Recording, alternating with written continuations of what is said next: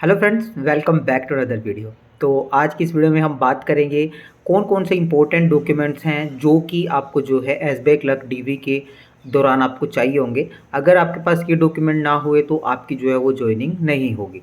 तो complete details के लिए वीडियो में लास्ट तक मेरे साथ ज़रूर बने रहना।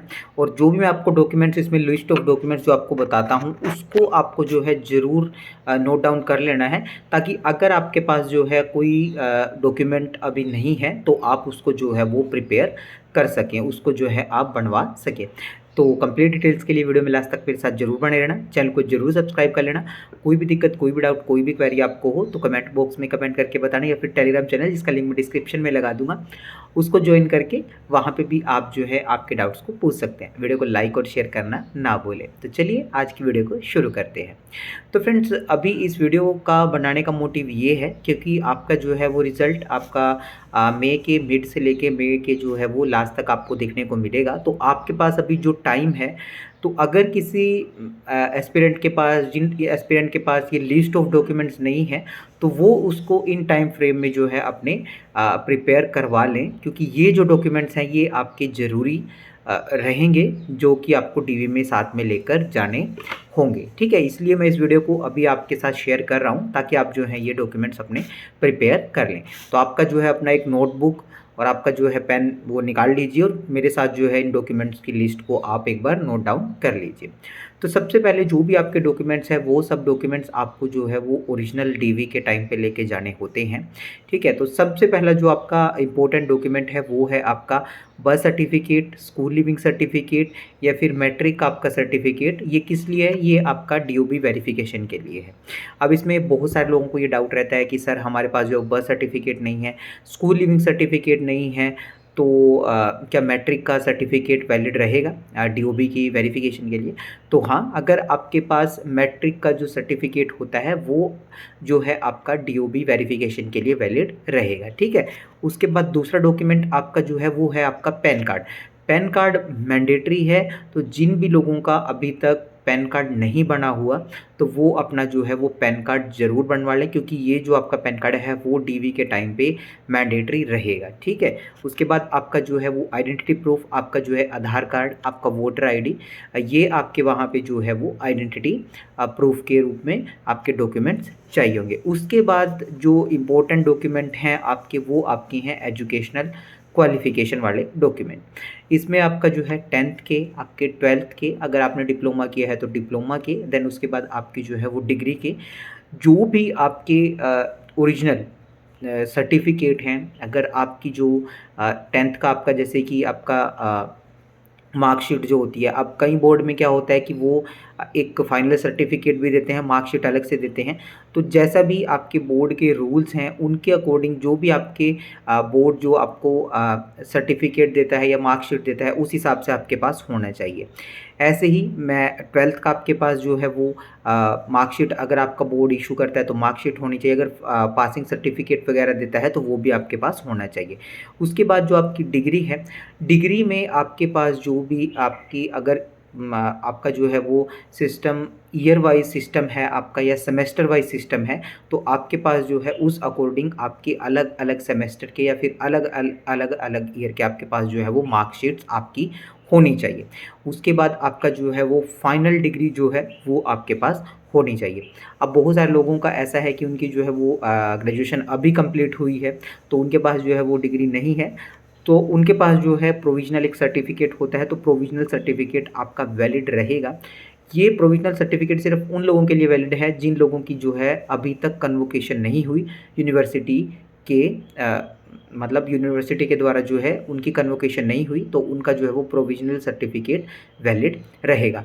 बाकी जिन लोगों की जो है वो कन्वोकेशन हो गई है और जिनको ग्रेजुएशन किए हुए टाइम हो गया है, तो उनका जो है वो डिग्री, जो फाइनल डिग्री होगी वो आपकी वहाँ पे रिक्वायर्ड रहेगी। ठीक है, उसके बाद आपका जो है डॉक्यूमेंट है एक्स सर्विसमैन जो है उनका जो डिस्चार्ज सर्टिफिकेट वो रहेगा।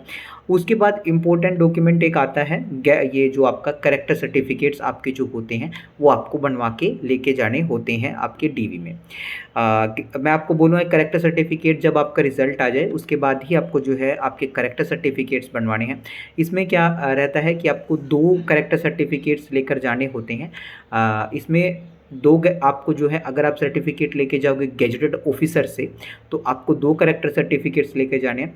और अगर ऐसा होता है कि आपने एक गेजेटेड ऑफिसर से बनवाया, एक बैंक ऑफिसर से बनवाया, तो उसके साथ फिर आपको जो है आपके लास्ट स्कूल या कॉलेज जो भी आपने लास्ट में अटेंड किया है, फिर उसके साथ जो है आपको एक वहाँ से भी कैरेक्टर सर्टिफिकेट साथ में लेकर जाना होता है।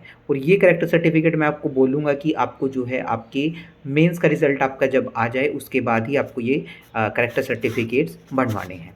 उसके बाद की हम बात करें, उसके बाद आपका जो है जो पर्सन विद डिसेबिलिटी वाले कैटेगरी से जो बिलोंग करते हैं तो उनका वो पीडब्ल्यूडी वाला जो है वो सर्टिफिकेट रहेंगे। उसके बाद मोस्ट इम्पोर्टेंट आपका जो कम्युनिटी का सर्टिफिकेट है वो आपका चाहिए रहेगा ओरिजिनल। उसमें जो है आपका एससी, एसटी, ओबीसी, ईडब्ल्यूएस, ठीक है। और मैंने पहले भी वीडियो में आपको बताया था कि आपकी जो भी कास्ट और कम्युनिटी सर्टिफिकेट हैं, मैं बात करूं ओबीसी या ईडब्ल्यूएस की, तो उनके जो कास्ट सर्टिफिकेट हैं, कम्युनिटी सर्टिफिकेट हैं, वो उस फाइनेंशियल ईयर के चाहिए होंगे जिस फाइनेंशियल ईयर में आपने फॉर्म फिल किया था। मतलब जो आपका फॉर्म था वो आपका जो है वो लास्ट फाइनेंशियल ईयर में आया था, तो लास्ट फाइनेंशियल ईयर के आपके जो है वो कास्ट और कम्युनिटी सर्टिफिकेट जो है आपके चाहिए रहेंगे। और एससी और एसटी का तो देखिए होता है कि उनका एक बार ही सर्टिफिकेट बनता है तो वो वैलिड रहता है। और आपकी ये जो भी सर्टिफिकेट हैं आपके कम्युनिटी वाले सर्टिफिकेट, तो ये आपके जो हैं वो सेंट्रल गवर्नमेंट फॉर्मेट में होने चाहिए। स्टेट गवर्नमेंट का फॉर्मेट में अगर आपके पास सर्टिफिकेट है तो वो वैलिड नहीं होता। सेंट्रल गवर्नमेंट फॉर्मेट में आपको जो है ये सर्टिफिकेट चाहिए होंगे। उसके बाद आपकी जो है वो फ़ोटोग्राफ चाहिए होती है। जनरली जो कि आपने एप्लीकेशन फॉर्म में लगाई थी अप्लाई की करते वक्त, तो वही फ़ोटोग्राफ्स आपकी चाहिए होती हैं। तो उसकी अगर आपके पास नहीं है तो उसके आप जो है वो कॉपीज़ आपके लैपटॉप वगैरह में कहीं पे पड़ी हुई हो तो उसके आप जो है वो कॉपीज़ निकलवा लीजिए। उसके बाद साथ में आपका जो है वो बायोडाटा फॉर्म रहता है जो कि आपको रिज़ल्ट के बाद जब आपके पास डीवी या मेडिकल वगैरह की जो ईमेल आएगी उसमें आपका जो है वो अटैच रहता है, ठीक है। तो ये आपकी जो है लिस्ट ऑफ इम्पोर्टेंट डॉक्यूमेंट्स हैं जो आपके डीवी के टाइम पे चाहिए रहेंगे। और अगर आपके पास इनमें से कोई डॉक्यूमेंट अभी नहीं है, अगर कई लोग ऐसे हैं कि जिनकी डिग्री नहीं आई है या जिनको डिग्री अभी नहीं मिली है, तो वो अभी अप्लाई कर सकते हैं ताकि डीवी के टाइम तक जो है उनकी डिग्री वगैरह जो है वो आ जाए। और अब मोस्ट इम्पोर्टेंट बात ये है कि आपका जो है सिबिल स्कोर भी डीवी के टाइम पे चेक होता है। अभी पिछले 1-2 साल में ये भी देखा गया है कि अगर जिसका सिबिल स्कोर अच्छा नहीं है, किसी ने लोन में डिफ़ॉल्ट किया हुआ है, तो उसको जो है उन्होंने डायरेक्टली रिजेक्ट कर दिया था और उसको जो है जॉइनिंग नहीं दी। तो अगर आपका भी कहीं पे लोन चल रहा है और आपने अगर आपकी जो है वो ईएमआई आपने स्किप की है या किसी भी तरह से जो भी आपका मतलब स्किप हुई है, अगर आपके लोन में किसी भी तरह का डिफ़ॉल्ट है, तो उसको आप जो है वो जल्दी से जल्दी उसको जो है वो रेगुलर कर लीजिए ताकि आपका जो है वो रेगुलर अगर आप अभी करोगे तो आपका जो है वो सिबिल स्कोर अपडेट होने में भी टाइम लगता है। तो डीवी के टाइम तक आपका जो है वो सिबिल स्कोर जो है वो अपडेट हो जाए और उससे आपकी जॉइनिंग के ऊपर कोई भी इफ़ेक्ट ना हो, ठीक है। तो ये आपके लिस्ट ऑफ डॉक्यूमेंट्स थे।